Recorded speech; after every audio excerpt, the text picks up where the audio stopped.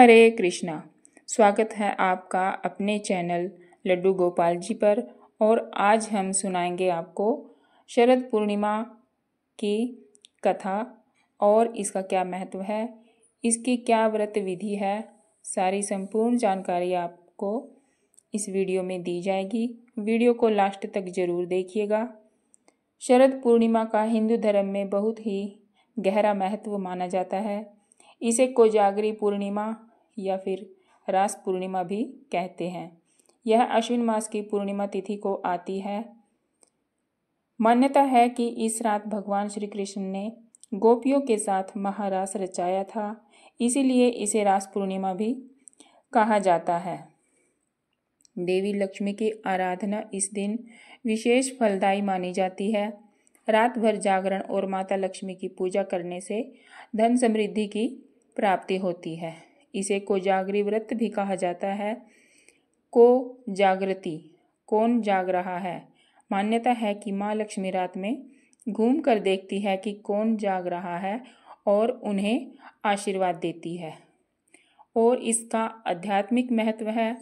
इस दिन का चंद्रमा 16 कलाओं से संपूर्ण होता है और इसकी किरणों में अमृत तत्व माने जाते हैं।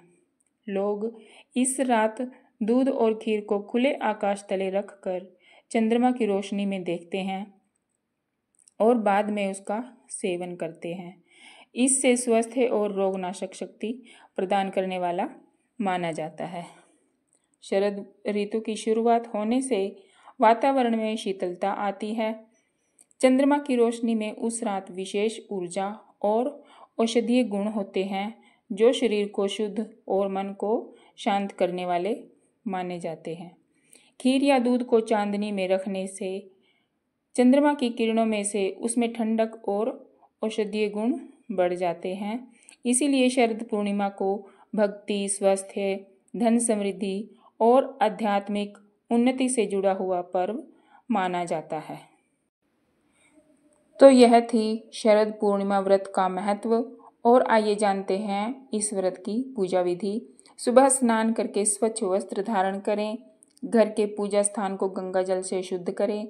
माता लक्ष्मी और भगवान विष्णु की मूर्ति या चित्र को लाल पीले कपड़े पर स्थापित करें। हाथ में जल, अक्षत और पुष्प लेकर व्रत का संकल्प लें। संकल्प में बोलें कि मैं शरद पूर्णिमा का व्रत धन समृद्धि और सुख शांति के लिए कर रही हूँ। भगवान विष्णु और माता लक्ष्मी को गंध, अक्षत, पुष्प, धूप, दीप, नैवेद्य अर्पित करें। खीर अवश्य बनाएं क्योंकि यह इस दिन का मुख्य प्रसाद माना जाता है। लक्ष्मी जी को खीर, फल और मिठाई का भोग लगाएं। रात्रि में कोजागरी व्रत कथा या फिर शरद पूर्णिमा व्रत कथा अवश्य सुने। रात्रि पूजा का मुख्य महत्व है। रात को चंद्रमा के उदय होने पर बाहर आसन बिछाकर चांद को अर्घ्य दें, जल अर्पित करें। चांदनी में खीर या दूध को कुछ देर रखें और फिर परिवार के साथ अगले दिन प्रसाद के रूप में ग्रहण करें। मान्यता है कि इस रात चंद्रमा की किरणों में अमृत बरसता है। और आइए अब सुनाते हैं आपको शरद पूर्णिमा व्रत कथा, जिसे व्रत के समय पढ़ना सुनना बहुत ही शुभ माना जाता है। प्राचीन समय की बात है। एक नगर में एक साहूकार रहता था। उसके 2 बेटियां थीं, बड़ी और छोटी। बड़ी बेटी बहुत धार्मिक और श्रद्धावान थी। वह हर व्रत नियम पूर्वक करती थी, लेकिन छोटी बेटी व्रत में लापरवाही करती थी। व्रत के नियमों का पालन नहीं करती थी। समय बीतने पर साहूकार ने दोनों का विवाह अच्छे घरों में कर दिया। बड़ी बेटी अपने पति के घर में जाकर भी व्रत और त्योहार पूरे श्रद्धा से करती रही। उसकी वजह से उसके घर में सुख, समृद्धि और संतान सुख प्राप्त हुआ। वहीं छोटी बेटी ने विवाह के बाद भी व्रत पूजा में आलस्य किया और नियम का पालन भी नहीं किया। परिणाम स्वरूप उसे सुख और संतान की प्राप्ति नहीं हो पाई। एक दिन उसने अपनी बड़ी बहन से कारण पूछा। बड़ी बहन ने बताया कि तुम व्रत पूजा में श्रद्धा नहीं रखती हो, इसीलिए माँ लक्ष्मी और भगवान विष्णु की कृपा तुम पर नहीं होती है। यदि तुम शरद पूर्णिमा का व्रत पूरी श्रद्धा और नियम से करोगी तो तुम्हें भी सुख समृद्धि और संतान सुख मिलेगा।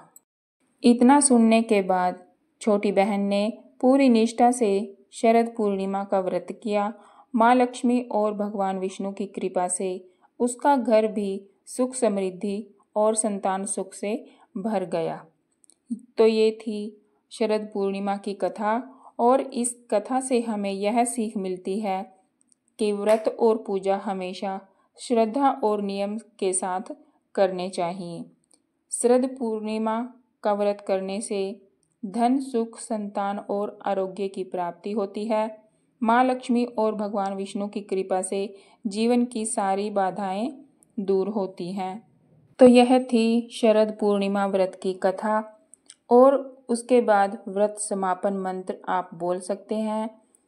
तो संस्कृत में तो हमारे लिए बहुत मुश्किल होता है यह बोलना, तो लक्ष्मी जी से प्रार्थना करें। इस मंत्र का अर्थ है हिंदी में, आपको बताती हूँ। हे माँ लक्ष्मी, आप सर्वज्ञ, सब वर देने वाली और भक्तों के दुख दूर करने वाली हैं। मैं आपको नमस्कार करती हूँ। उसके बाद चंद्रमा को प्रार्थना करें। चंद्रमा को नमस्कार है, जिनकी किरणों से अमृत बरसता है। कृपा कर मुझे स्वास्थ्य, शांति और समृद्धि प्रदान करें। उसके बाद व्रत समापन मंत्र है। हे माँ, मैंने यह व्रत अपनी शक्ति और श्रद्धा से किया है। यदि इसमें कोई त्रुटि या कमी रह गई हो तो कृपा करके क्षमा करें। ओम जय लक्ष्मी माता, ओम जय जगदीश हरे। ये आरती करें। फिर सभी परिवारजन मिलकर चांदनी में रखी खीर या दूध के प्रसाद को प्रसाद स्वरूप ग्रहण करें। यह कथा आपको कैसी लगी कमेंट बॉक्स में ज़रूर बताएं। अगर चैनल पर नए हैं तो सब्सक्राइब करें, लाइक और शेयर ज़रूर करें। धन्यवाद। जय माँ लक्ष्मी।